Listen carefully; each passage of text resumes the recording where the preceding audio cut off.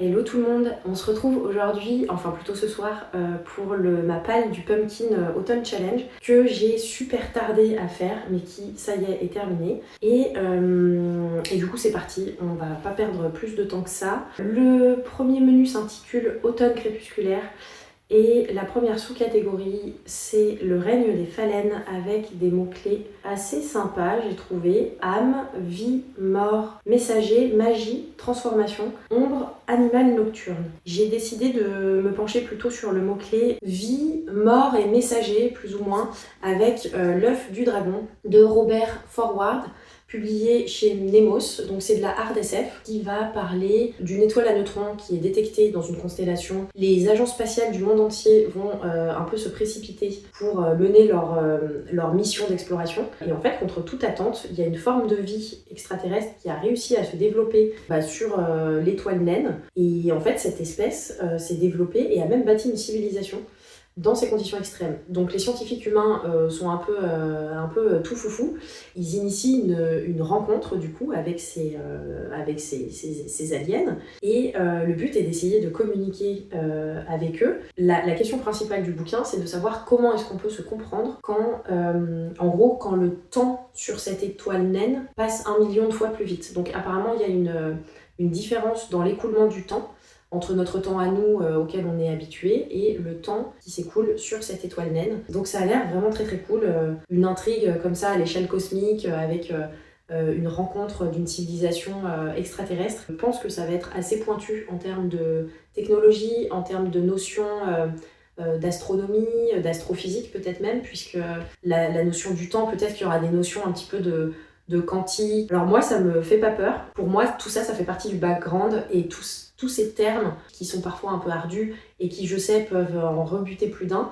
Et ben moi, en fait, j'adore parce que pour moi, ça fait vraiment partie de la construction de l'univers. Justement, la SF un petit peu light en termes de renseignements sur la technologie, sur comment fonctionnent les civilisations, ça me paraît toujours un peu trop léger et du coup, j'ai toujours un peu plus de mal à croire à l'univers. Donc moi, la hard SF, ça me dérange pas du tout. Et même si je comprends pas, en fait, c'est pas grave, je passe au-dessus et je continue l'intrigue. Mais du coup, pour moi, c'est important. Et donc, je pense qu'avec celui-ci, je devrais être servie, à mon avis. Ensuite, on a une autre sous-catégorie qui est voyageuse contemplant une mer d'étoiles. Et les mots-clés sont romantisme, poésie, lyrisme, mystère, rêve, cauchemar, émotion et vague à l'âme. Donc, pour cette sous-catégorie, moi, je me suis focus déjà sur le titre de la sous-catégorie, sur le mot étoile, émotion et vague à l'âme, notamment vague à l'âme. Et j'ai choisi pour ça Cantique pour les étoiles de Simon Jiménez, publié chez Nouveau Millénaire. Un livre très joliment écrit, je l'ai déjà terminé donc du coup voilà, sur la notion du temps qui passe, l'écoulement de la vie, l'amour qui relie les êtres entre eux. Ce qui va se passer, c'est que l'humanité a essaimé dans la galaxie et elle vit aujourd'hui dans des énormes stations spatiales qui sont un petit peu disséminées partout. Et elles sont gérées par des multinationales, notamment la plus grosse d'entre elles s'appelle Mumbai, si je me rappelle bien. Et en gros, les connexions entre ces différentes cités spatiales se font via la poche, qui est une espèce d'interstice dans l'espace normal qui permet de voyager. Et dans cette poche, le temps s'écoule différemment. Donc, c'est-à-dire que, par exemple, quelques mois de trajet dans la poche se traduisent par plusieurs années dans l'espace normal. Donc on a déjà ces deux temps différents et on l'expérimente à travers les yeux d'une capitaine, Nia Imani, et sa façon de voir cette différence de temps va être très axée justement sur la notion de nostalgie, de vague à l'âme, de sens. Puisque, imaginez, si vous passez 3 ans à voyager dans la poche, et en fait tous vos proches seront déjà morts, par exemple. Cette capitaine, elle assure la liaison entre une des stations et une planète. À un moment donné, elle va se retrouver en charge d'un garçon, un enfant, qui s'est écrasé sur la surface de la planète pour laquelle elle fait des allers-retours. Et elle va devoir le ramener à la cité spatiale pour qu'il soit pris en charge. sauf qu'elle va s'attacher à lui au fil du voyage dans la poche, malgré le silence du garçon, parce que il y a tout un tas de traumatismes qui ont émaillé sa vie, sa courte vie, dont on apprendra les détails au fil de l'histoire. Et il y a un lien très fort qui va se développer entre les deux, mais un lien tellement fort que c'est un lien qui va au final se tisser à travers justement une mer d'étoiles. Et c'était un lien qui était très beau. Honnêtement, j'ai même pleuré à un moment. C'est un livre qui m'a touchée. Et voilà, et le but est d'essayer de savoir d'où vient ce garçon, qu'est-ce qu'il a de si spécial, et il est très spécial. Et il y a eu des moments qui étaient quand même très durs, moi, qui m'ont un peu brassée, mais c'était un très beau livre, donc je l'ai terminé, donc ça en fait déjà un, de fait pour le pumpkin. Ensuite, la sous-catégorie suivante s'intitule La chute de l'or ailé, et les mots-clés sont ange, déchu, éthéré, prophétie, mémoire, roman choral, fleurs, envoûtant et évanescent. Alors, ce que j'ai choisi de mettre dans celui-ci, c'est un livre que, honnêtement, je suis pas sûre de réussir à lire parce que c'est aux éditions Piquet Poche. C'est un livre de Chitra Banerjee Divakaruni, Le Palais des Illusions. Je suis désolée, j'ai dû super mal prononcer le nom de la personne, mais les éditions Piquet en poche, c'est toujours écrit super petit. Et je sais pas franchement si j'aurai le temps de le lire, mais je l'ai mis quand même parce que ça fait longtemps que je l'ai. C'est un roman indien, donc on plonge vraiment dans cet univers de l'Inde un petit peu fantastique, des palais, voilà, des dieux tout-puissants. Et on va suivre en fait une femme au cœur de cette histoire gigantesque de l'Inde. Et quand elle était petite, dans le palais de son père, il y a un sage qui lui a prédit son avenir, et en gros, elle va épouser les 5 plus grands héros de son temps, et elle sera la maîtresse du plus magique des palais, mais elle déclenchera aussi une terrible guerre qui mettra fin au 3e âge de l'homme. Va-t-elle survivre à cette prédiction qui est quand même bien trash, et comment est-ce que ça va se passer pour elle? À partir du moment où on vous donne une prédiction, qu'est-ce que vous faites en fait? Est-ce que vous essayez d'aller contre cette prédiction, ou est-ce que en fait, vous essayez de l'embrasser et de la réaliser? Donc voilà, je trouve ça trop cool. Et il y a un truc qui est pas mal, ils disent que le Palais des Illusions est la réalisation envoûtante d'une promesse que Divakaruni, donc l'autrice, s'était faite enfant en lisant le Mahabharata. Donc le Mahabharata, je crois que c'est un livre qui retrace des histoires du bouddhisme ou un truc comme ça. Bref, non, je dois dire des conneries, j'en sais rien. Mais je crois que c'est un livre un petit peu religieux, historique, spirituel de l'Inde. Et elle s'était dit, si un jour j'écris un livre, je placerai les femmes au premier plan de l'action, je dévoilerai l'histoire invisible qui repose entre les lignes des prouesses des hommes. Et je trouve ça trop cool. Je sais pas du tout si j'aurai le temps de le lire, mais ça serait pas mal. Donc voilà, le Palais des Illusions pour la sous-catégorie La chute de l'or ailé. Et on passe ensuite à la dernière sous-catégorie pour automne crépusculaire, qui s'intitule Le crépuscule des Cides. Et il faut trouver un livre qui regroupe les mots-clés suivants: elfes, démons, crépuscule, mythologie, légende, petit peuple, fantaisie, nature. Donc là, j'ai choisi un livre que j'ai dans ma palle depuis 1 million d'années et qui s'appelle Vor, écrit par Brian Catling, qui est également sculpteur et cinéaste, ok. Et c'est publié chez Outre-Fleuve. La couverture m'avait vachement plu. De toute façon, vous allez le voir, en fait, je pense que je vais vous le dire à chaque vidéo. Une bonne part des bouquins que j'achète, c'est parce que les couvertures m'ont plu. Et là, on va suivre un homme qui entreprend un périple dans une forêt merveilleuse et effrayante qui s'appelle la Vor. Et tous ceux qui y pénètrent y trouvent soit la mort, soit l'oubli. Néanmoins, elle exerce une fascination quasi magnétique et un attrait irrésistible. On dit que le jardin d'Éden est dissimulé en son cœur. Personne ne l'a jamais exploré en entier, elle serait sans fin. Pourtant, un homme a entrepris le périple, un ancien soldat qui a tout abandonné pour suivre sa bien-aimée Est. À sa mort, il a, suivant d'antiques rituels, emprisonné son esprit dans un arc et, écoutant ses murmures, s'est lancé sur la route. Donc ça a l'air très chouette. J'espère que c'est quelque chose d'assez poétique parce que du coup, en plus, je me dis que le mec est également sculpteur et cinéaste, donc je pense qu'il va ramener quelque chose de très poétique et de très artistique dans son écriture, enfin en tout cas j'espère. Et voilà, c'est un livre qui est dans ma palle depuis longtemps, c'est l'occasion de le sortir. Donc j'espère que ça sera cool. Ensuite, ensuite non, plus rien. Pour automne crépusculaire, ça c'est bon. On passe après à automne, douceur de vivre, et le premier sous-menu s'intitule Take Care of Cinnamon Homes. Et il faut trouver des livres pour les mots-clés suivants: automne, tendresse, foyer, famille, singularité, cosy et gourmandise. Là, alors c'est un sous-menu qui correspond vachement aussi à ce qu'il y avait dans le Cocorico Challenge sur il y avait un truc aussi un peu cosy, doudou. Donc j'ai évidemment décidé de continuer avec Magic Charlie, le tome 2. J'ai adoré le tome 1, franchement c'était trop bien, hyper cosy, doudou. Donc ça sera parfait pour cette sous-catégorie-là. Et ça me permet d'avancer facilement la trilogie qui me plaît beaucoup. Alors je vais pas trop vous en dire, mais en gros, on va suivre les aventures de Charlie qui se découvre magicier. Il va découvrir tout ce monde de sorciers qui est d'ailleurs très très bien développé. J'adore toutes les petites anecdotes, elles sont super cool, elles sont très bien faites. Il y a plein de trucs, un peu comme dans Harry Potter ou dans l'univers, on apprend énormément de choses. Et c'est un peu la même chose avec Magic Charlie. Et en plus de ça, Charlie, il est génial. C'est vraiment une personne solaire, adorable. Et ça fait trop du bien d'avoir des personnages comme ça. La fin du tome 1 s'est terminée sur quand même un sacré truc. Certains personnages principaux, en gros, vont se faire un petit peu rouster, a priori. Donc j'ai hâte de savoir de quelle manière. Et je pense que ça va être très bien. On passe ensuite à la sous-catégorie suivante qui s'intitule La délicieuse malaventure de Sadima. Donc là, il faut essayer de trouver quelque chose qui corresponde à conte, réécriture, adolescence, féminisme, déconstruction, genre. Donc là, j'ai choisi de lire Lavinia d'Ursula K. Le Guin, publié chez La Talente, je crois. Oui, chez La Talente. Et mais c'est bizarre, ils ont pas. Ah oui, d'accord. Ils ont mis. C'est que d'habitude, il y a toujours leur petit truc, et là, ils l'ont mis à l'intérieur. D'ailleurs, l'intérieur est très très joli, je trouve.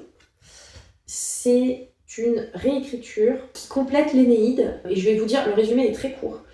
Comme Hélène de Sparte, j'ai causé une guerre, la sienne se fut en se laissant prendre par les hommes qui la voulaient, la mienne en refusant d'être donnée, d'être prise, en choisissant mon homme et mon destin. L'homme était illustre, le destin obscur, un bon équilibre. Donc très cool. J'ai bon espoir que ça se lise de façon assez fluide. Alors, pour être franche, c'est le premier Ursula K. Le Guin que je lis.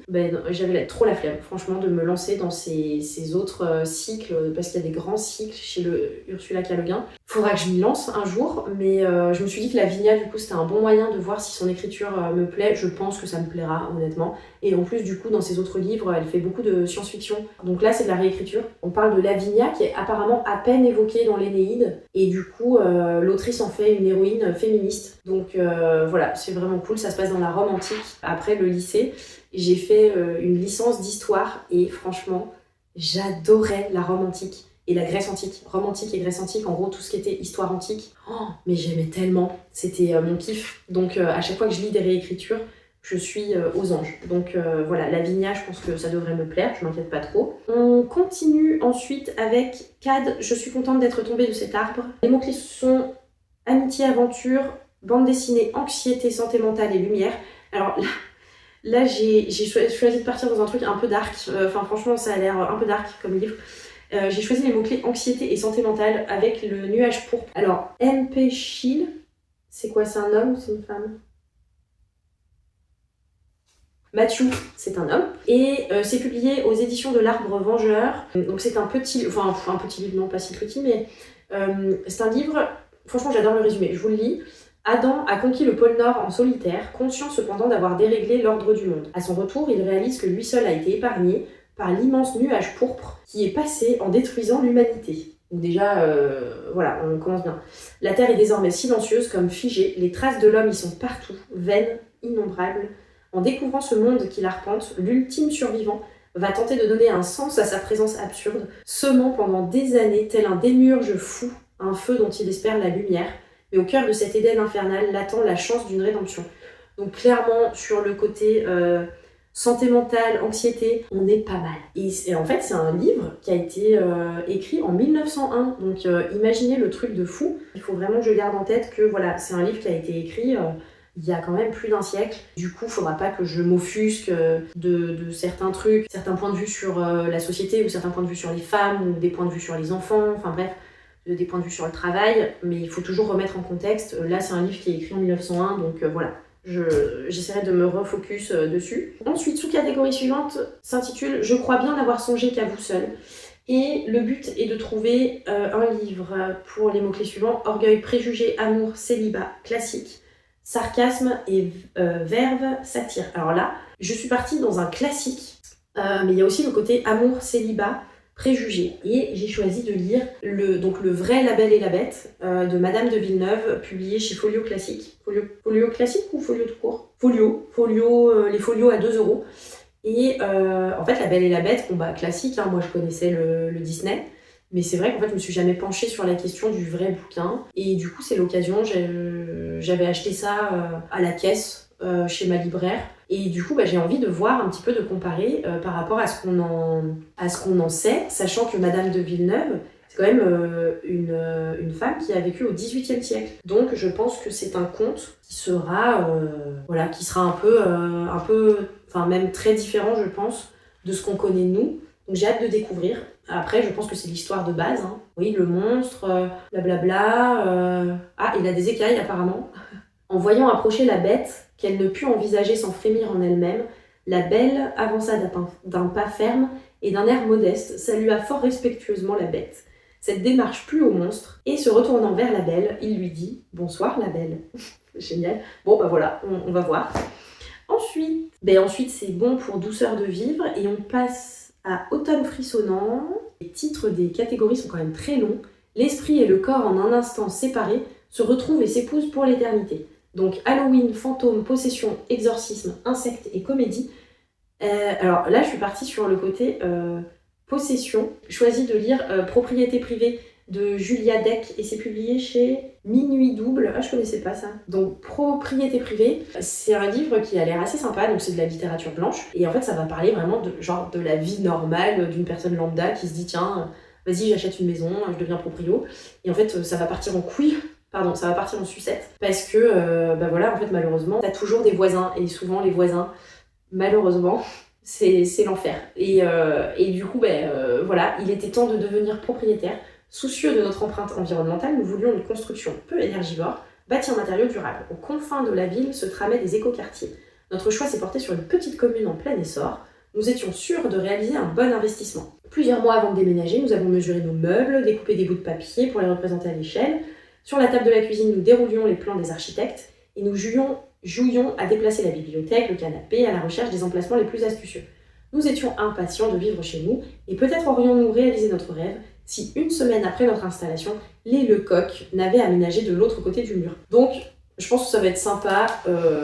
C'est écrit assez petit, il n'y a pas énormément de pages. Je pense que ça va être cool. Voilà, donc pour le côté possession, voilà. Donc apparemment c'est très caustique, donc ça va être chouette, je pense. Nous avons ensuite fenêtre cassée, porte ouverte avec horreur, huis clos, piège, peur, suspense, thriller et créature. Donc là j'ai mis le tome 2 de Emblème d'Inaciel qui est publié chez Naos. Je suis pas partie dans le côté horreur, suspense, thriller et tout. En fait, je suis un petit peu plus partie sur le côté peur, piège, créature aussi, parce que je sais que dans le tome 1, il y en avait quand même beaucoup, et je serais quand même super étonnée que dans le tome 2, il n'y en ait pas, même si j'ai été assez surprise du résumé de ce livre.